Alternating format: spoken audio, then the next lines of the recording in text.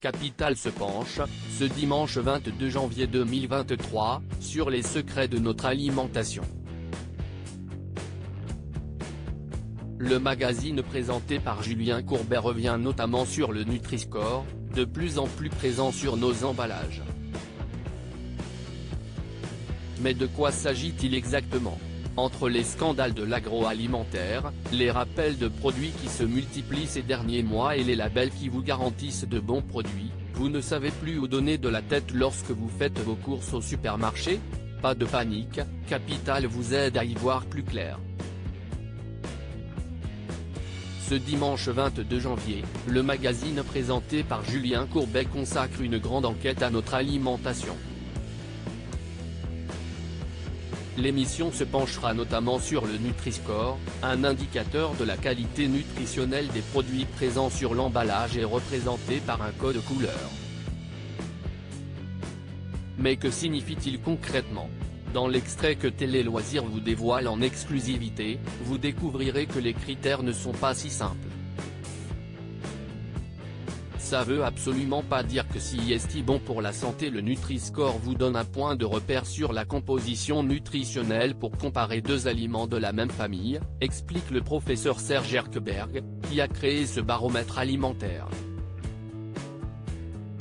Ainsi, un plat de pâtes en sauce peut obtenir un score honorable s'il contient peu de sel, peu de sucre, peu de graisse saturée, par rapport à d'autres plats préparés. Mais cela ne veut absolument pas dire que si est bon pour la santé. Ça veut dire que si est meilleur que d'autres produits, insiste l'expert en nutrition. Si est le moins pire, ou, dans certains cas, si est le meilleur qui gagne, assure-t-il. Et s'il insiste autant, si est que la nutrition des Français lui tient particulièrement à cœur.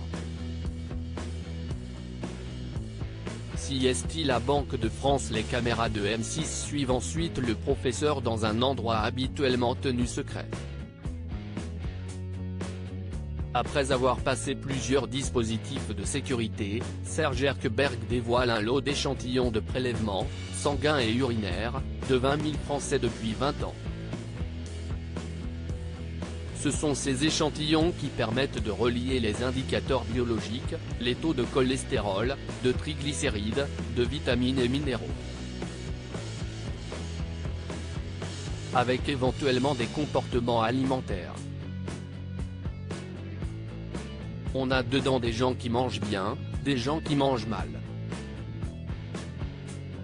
Il y a une grande variabilité et si est ça qui est intéressant, conclut-il. À lire aussi Capital, c'est plus rentable. Une habitante fait son propre pain et le distribue dans son village privé de boulangerie.